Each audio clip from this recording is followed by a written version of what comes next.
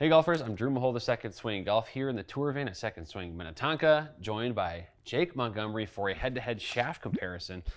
Jake, first of all, thanks for coming in before the store opens here. We're obviously pretty dark and quiet behind us here, but we had to get in before the store opens today. Going to be a busy one, and we got a couple shafts to compare. And these are sort of the, I guess, they're premium aftermarket models. I've got the Graphite Design AntiGravity 33-3, and then you've got the AutoFlex SF405. So. If there is a golfer maybe looking to gain swing speed, that's probably, these are a couple options that they could start with if they're kind of willing to maybe spend some extra money. Absolutely. I mean, if someone comes in looking for speed and budget isn't as much of an issue, this is definitely someplace I'd go. Generally, we see a couple miles an hour increase in club head speed just due to the reduced weight. Typically, we're playing this at 46 inches as well. Add a little extra length to help increase that club head speed. Yeah, there's that AutoFlex design just catches people's eyes, the pink, and then there's also some other colorways that they offer as well in the fitting matrix. Now, the anti-gravity shaft, a new offering here from ultra-thin aerospace quality carbon fiber materials. So they really dive into some unique stuff that it really isn't used elsewhere in the industry. And then, of course, they've got their Toriaka M40X technology. So what you're going to see here is really kind of soft tip sections, and that's going to allow that club to kind of whip through quickly on that downswing for a lot of players, especially when this kind of swing speed category. And then, of course, there's not a ton of nitty-gritty details out there on the AutoFlex, but what you've seen in fittings probably is just a bunch of people when they try it, a lot more swing speed, able to gain some distance almost immediately. Yes, absolutely. I mean, this shaft is long. It generally helps most people kind of gain some distance with it. It features a very, very soft tip section. That shaft really kind of kicks through the ball, increases some ball speed due to that increased club head speed, and generally helps people hit some bombs. Yeah, exactly. So what we're going to do today is have Jake swing both of these. Obviously, if you've followed the channel, Jake swings a little faster than anybody fit into this would probably swing. So he's going to dial it back a little bit just for the sake of the test today. And we're going to see how these things compare. And he's going to talk about feel as well as what we see on TrackMan. So Jake, you ready to do it? Let's try them.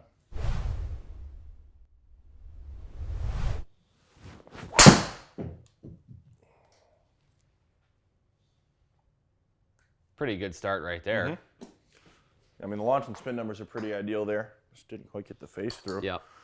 Because again, with this particular shaft, someone's playing it, they're probably trying to not only increase club speed, but also potentially increase launch, maybe spin. Maybe there's somebody that doesn't get the ball enough in the air. Yeah, absolutely. So I mean, that's what this shaft can help with. It's a very high launching shaft. Yeah. Well, actually, both of these shafts can help with that. But yeah, I'm sure that felt very different for you right off the bat than what you're used to. Yes, I mean, definitely a lot less weight in the shaft for sure. I mean, you can see here, I mean, it's flimsy. It's got a lot of kick to it. But the thing about AutoFlex shafts is they feel really, really loose up until you get to the ball, and they kind of stiffen up. So while this is really lightweight, this is an extremely stable shaft. So mishits on the toe or the heel aren't going to go extremely wayward with it. Yeah, that makes sense. A little high on the face. And so today we should note too, Jake's gonna be hitting the same Titleist GT2 head in each, with each shaft here. So yes, that one just a little bit high on the face, but it's obviously worked out. A good miss, if that's indeed what it was.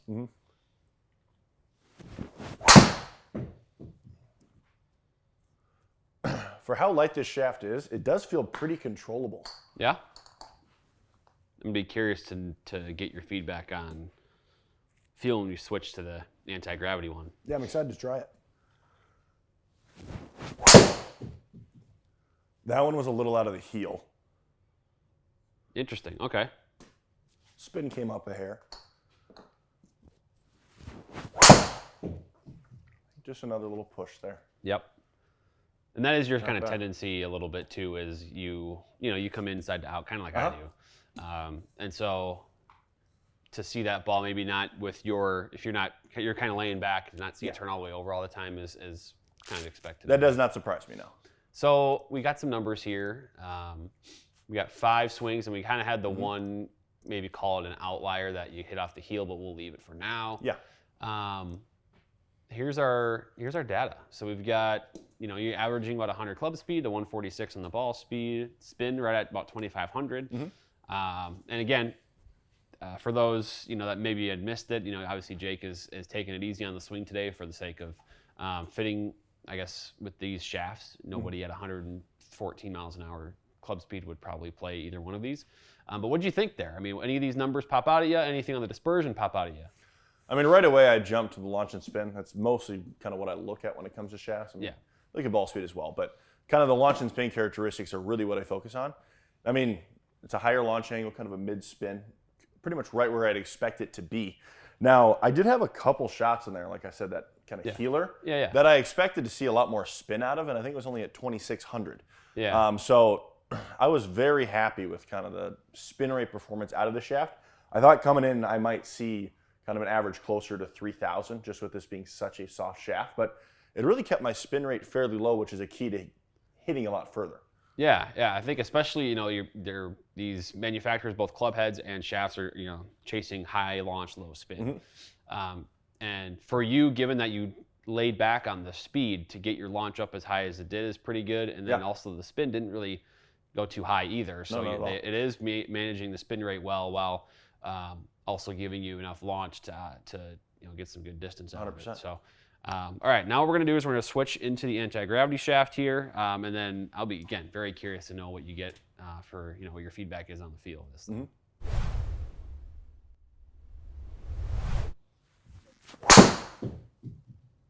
All right, swing one with the anti-gravity. Interesting right off the bat. Yeah, I mean, it feels definitely stiffer. Does it? Than the AutoFlex throughout the swing. At the ball, they're pretty similar. Like I said, that AutoFlex does kind of stiffen up, but I don't feel quite as much load with it initially. Okay, interesting. So you kind of feel like, so with the AutoFlex, you're maybe less aware of where the club head is. Yes. As you go back and start your downswing, versus this one, it's not as whippy in those. 100%. This one feels a little bit more stable for me. Okay. Huh. Yeah, they're both kind of around that 40 grams, I mean, take that weight. But that one's almost ideal. That might be the most efficient one of the day so far in terms of just maximizing your club speed to get a distance number. Yeah, 100%. I mean, that's extremely optimal. Hit the optimizer button right there. Oh, yeah.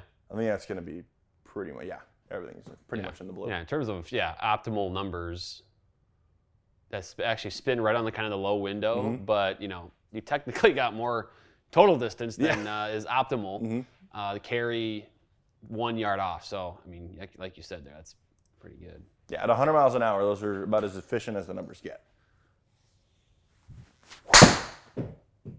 That ball is going to have 0 spin. Little high face. Oh, okay. Yeah, never mind. So there's kind of a miss. I think we had a miss with really both. Yeah. Well, so far anyway, we've had one miss with both. A little faster, maybe a little left of the line. Yeah. So I know a couple of these have been a little lower launching, especially compared to the AutoFlex. Do you think that is because of maybe what you feel is a little stiffer profile? Yeah, I mean, the tip stiffness in the AutoFlex is a little lighter, or a little softer, which is going to kick the ball up a bit more. I'm not shocked to see this launching lower as it does feel a little bit firmer, but I think it's doing a little better on the spin rate. Okay.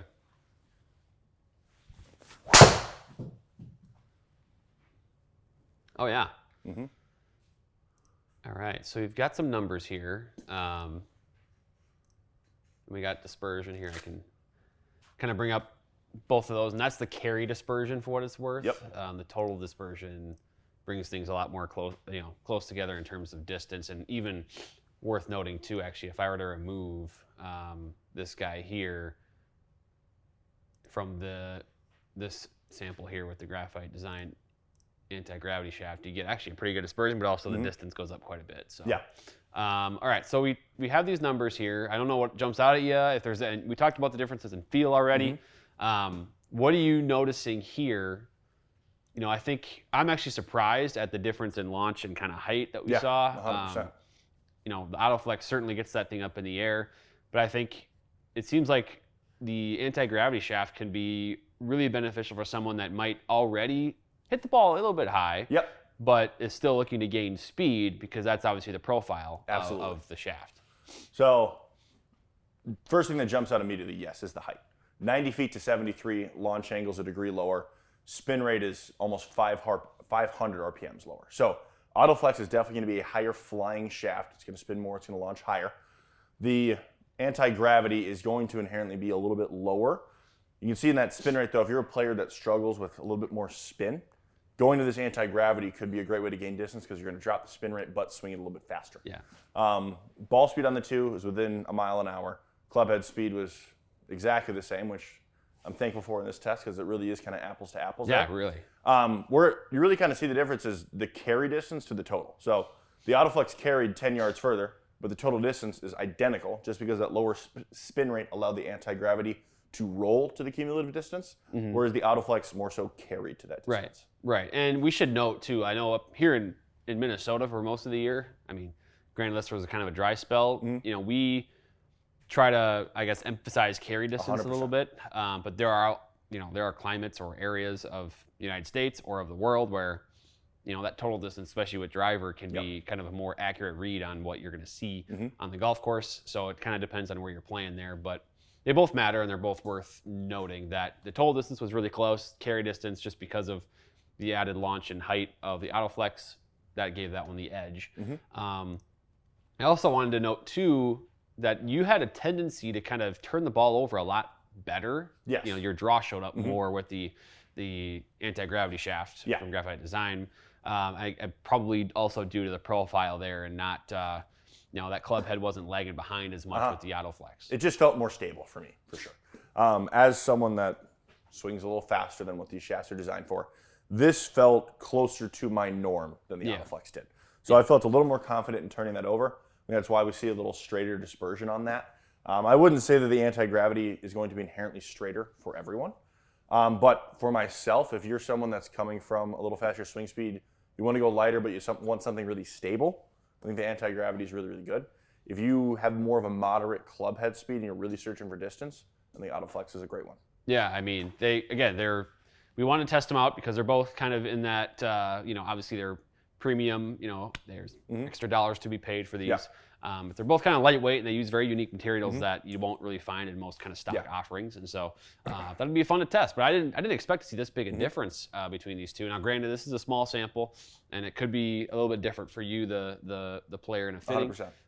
But still some big differences, and it shows why the shaft matters for sure in the driver here. And I don't want people that swing quicker to be scared of trying AutoFlex, as they make tons of different flexes, weights. I mean, even Kevin Kraft, who we film with all the time, uses an AutoFlex, and he swings much faster than 100 miles an hour. So there is a shaft for you out there from Graphite Design and from AutoFlex, but at this kind of more moderate club head speed, these would kind of be the results you expect to see. Yeah, absolutely. Well, this was a fun one. We got a lot of information here. Golfers, schedule a fitting for yourself, especially if you're interested in maybe paying a little bit more for some extra performance with your shaft. These are two great options to help boost that ball speed, boost your swing speed, and maybe get some more performance. So, Jake, thanks for doing the test today and swinging and giving us all the insight. Thanks for having me.